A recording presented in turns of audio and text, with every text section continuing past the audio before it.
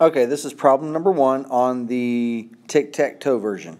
All right, problem number 1. Now, remember, I told you we had to distribute. So 2 times 1 plus 2x plus 3 times x minus 4 equals 11. Now, I'm not going to work all of these for you. So what you have to do is you have to distribute.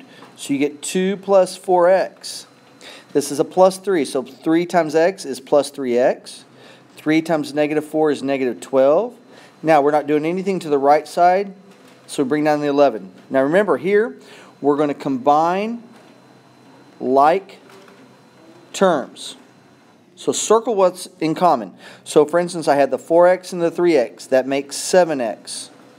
We have the 2 and we have the negative 12. We just combine them, so that's a minus 10. Please, please, please do not do this.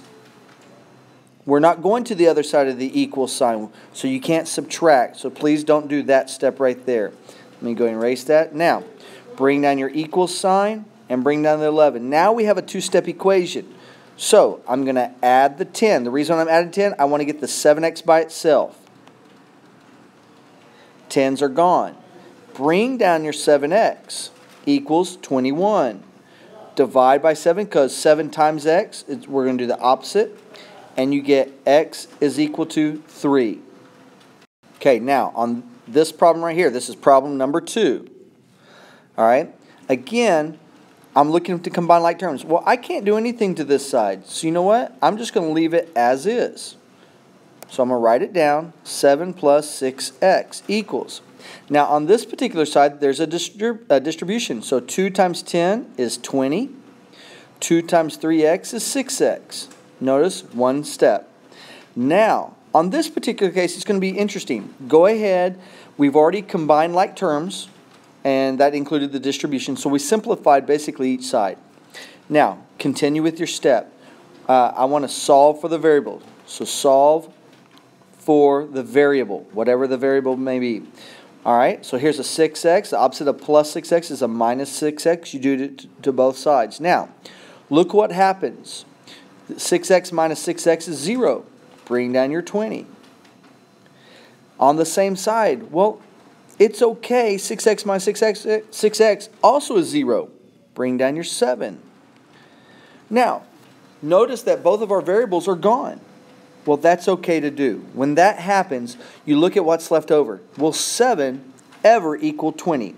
And the answer is no. So therefore, we put no solution because we didn't find anything that makes that true.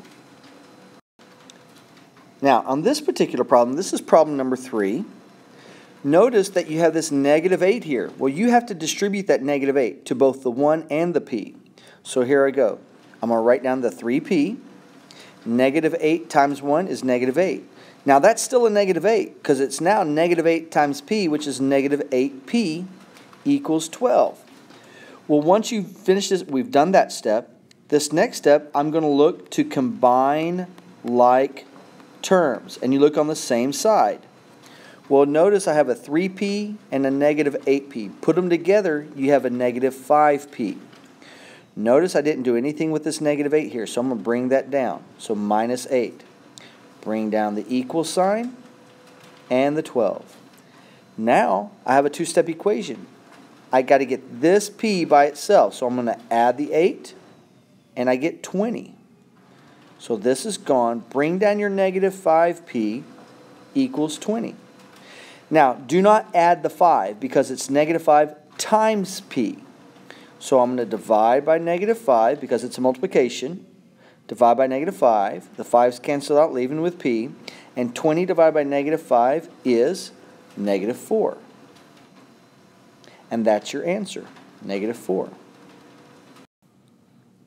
Now this page, these numbers, number 4, 5, and 6, are going to be a little tricky. Here's a little hint. Distribute the 1/3. A third of 12 is 4. A third of negative 6 is negative 2. Here you have to distribute 7 times y and then 7 times negative 2. Here you have to distribute and distribute. Okay. Here it's two distributions. So it's 4 times n and then 4 times 1. Now remember, when you do that, you're going to get 2 times 3 plus 4n plus 4 parentheses equals negative 2. Then you have to combine like terms, or you can actually distribute the 2 again. So when you distribute the 2, distribute the 2, distribute the 2, and then whatever you get next be like 6 plus 8n plus 8 equals -2.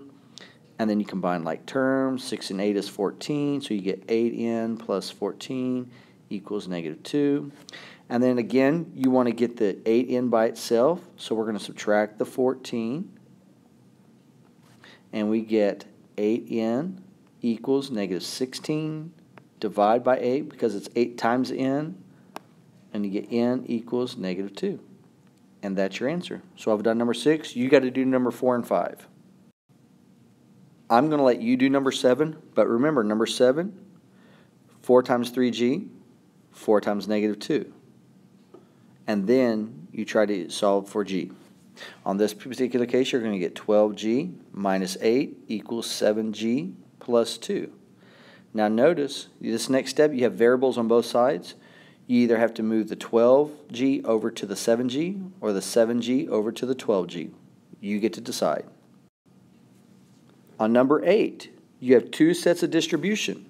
You have this one and you have the 3. So basically your step's going to be 18 minus 2, or sorry, 18 equals 2x plus 8 plus 6x minus 18. Here's where you combine like terms before you move on. So 2x and 6x is 8x, like we did in class. And then 8 plus a -18 is a -10. I'm then going to add 10 to both sides because I want to get x by itself. Bring down your 8x. 10 and 18 are 28. When you divide by 8, you get this fraction. However, you get x equals 28 over 8. That's okay. Let's reduce it down. What goes into 28 and 8? 4 goes into 28 7 times. 4 goes into 8 2 times. So x is equal to 7 over 2. Don't be afraid of fractions. Now finally, this last one. I'm going to give you a little hint here, okay? Now on this particular one, what I want you to do is be careful. Because look, you're going to have this 3 down here at the bottom. And then of course you have this up here at the top. That's where the variable is. Well, you've got to get rid of that 3 first. So you're going to multiply both sides by 3. Now when you do that, look, it's 3 times n plus 1. So you have to distribute that 3 to both of these.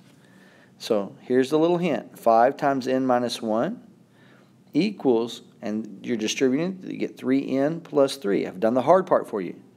Now you have to go through, finish this up. Distribute the 5, and then solve for n. And I'm going to let you finish that up.